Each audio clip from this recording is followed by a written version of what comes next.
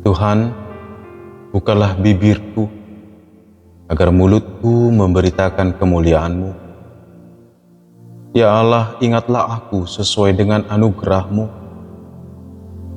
Tuhan, dengarkanlah aku sesuai dengan pertolongan-Mu yang penuh dengan kesetiaan. Kemuliaan bagi Bapa dan Anak dan Roh Kudus, seperti pada permulaan, sekarang dan dari kekal hingga kekal. Amin. Haleluya.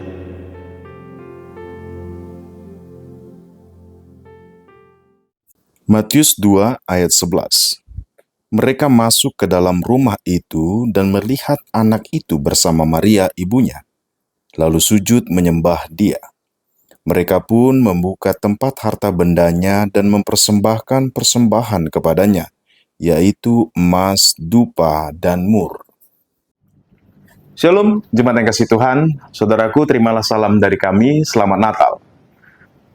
Kita masih dalam masa Natal, mengingat dan merayakan kelahiran Tuhan kita Yesus Kristus. Perayaan Natal menurut kalender gerejawi dirayakan mulai tanggal 25 sampai 6 Januari nantinya. Dan oleh karena itu, mari kita tetap petik pesan-pesan Natal yang sangat penting, supaya kita tetap diteguhkan di dalam Kristus Yesus Tuhan kita. Sukacita Natal Yesus Kristus yang penuh keajaiban adalah salah satunya ketika orang-orang Majus datang menyembah, bahkan mereka memberikan persembahan yang penting bagi Kristus Yesus Tuhan kita. Siapa mereka? Alkitab tidak menyebutkan mereka berasal dari mana. Mereka hanya disebut orang-orang bijak dari timur. Dan kebetulan kata Majus itu dipakai oleh istilah dari Persia. Tetapi dari persembahan yang disampaikan, ada kemungkinan dari beberapa tempat. Dan juga bukan cuma Persia yang pernah menaklukkan Babilonia dan Mesopotamia, yang memiliki astronomi atau ilmu perbintangan saja, tetapi banyak budaya yang sudah tua, peradaban yang tua, yang punya ilmu perbintangan. Bahkan ada budaya atau tradisi mengatakan mungkin salah satunya dari Ethiopia. Kalau kita lihat ada gambar orang Majus, salah satunya adalah berkulit hitam, dan mungkin dialah yang mempersembahkan emas. Atau juga mungkin karena kemenyan itu adalah barang langka dan mahal, dan itu sangat mahal. Dan adanya di India, di Asia Tenggara seperti Humbang, dan Filipina. Nah, Bapak Ibu jemaat yang kasih Tuhan, kemungkinan besar orang Majus ini bukan dari satu tempat. Sehingga mereka berkumpul di Yerusalem, lalu dari sana dituntunlah untuk ke Bethlehem. Dan waktunya tidak bersamaan dengan para gembala datang. Dan inilah yang menariknya, jemaat yang kasih Tuhan. Kalau kita telusuri perbintangan, ilmu perbintangan atau astronomi, ada dua kejadian besar yang menarik hati banyak ilmuwan ahli perbintangan, sehingga datang ke Bethlehem saat itu. Yang pertama adalah yang dikatakan ada bintang terang di abad ke-7 sebelum Masehi.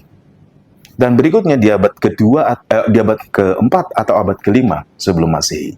Dan kemungkinan besar kedatangan orang Majus adalah di saat itu. Sehingga kalau kita perhatikan di ayat ini, tidak disebut lagi kandang domba, tetapi rumah itu. Artinya Yesus bukan dalam keadaan dibungkus di lampin dan di atas palungan lagi. Nah, mari kita perhatikan Bapak Ibu pesan yang sangat penting ini. Apa itu? Yesus Kristus Tuhan kita, Sang Juru Selamat itu, ternyata bukan sekedar penyelamat bagi atau Mesias yang dinantikan oleh orang Yahudi menurut pemberitaan para nabi sebelumnya, tetapi bagi dunia ini. Dan ini yang dinantikan oleh seluruh dunia. Dan Yesus hadir, kehadirannya bahkan dikonfirmasi oleh imam kerajaan, ahli perbintangan dari tempat lain, dari peradaban-peradaban yang disebut besar waktu itu. datang dan sujud menyembah kepada Yesus. Bapak Ibu, jemaat yang dikasihi Tuhan, Tuhan Yesus adalah juru selamat dunia ini. Dan Dia adalah yang diberikan untuk kita dan untuk keselamatan kita. Sehingga mari sukacita yang besar yang perlu kita rayakan sepanjang hidup kita, bahwa Allah yang Immanuel itu, yang dijanjikan dan yang dinantikan oleh dunia, telah hadir. Dan inilah makanya Yesus Kristus adalah kesukaan sesungguhnya bagi dunia. Nah, oleh karena itu, bagaimana sikap kita untuk bersukacita atas kelahiran dan kehadiran Tuhan, Allah yang Immanuel itu? Kalau orang Majus, mereka memberikan persembahannya, emas, kemenyan, dan mur. Bapak Ibu, mari kita lihat ini bukan persembahan yang biasa. Bukan soal harganya, tapi ada nubuatan di dalamnya. Emas adalah seperti upeti kepada bangsawan besar, kepada raja. Mereka menghormati Yesus sebagai raja.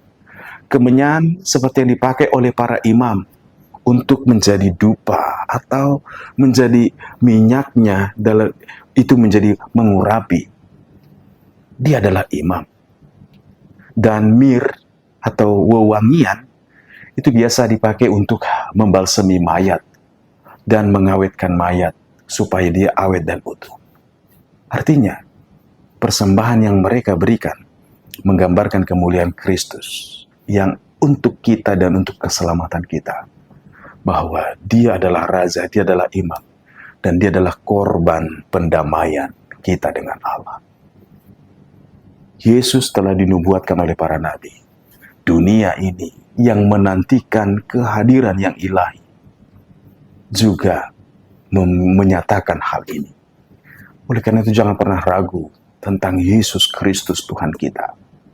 Dia yang diberi, yang dikaruniakan Bapa kepada kita, supaya kita kenal jalan kebenaran dan hidup.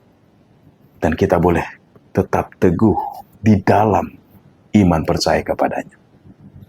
Mari, bersukacitalah selalu.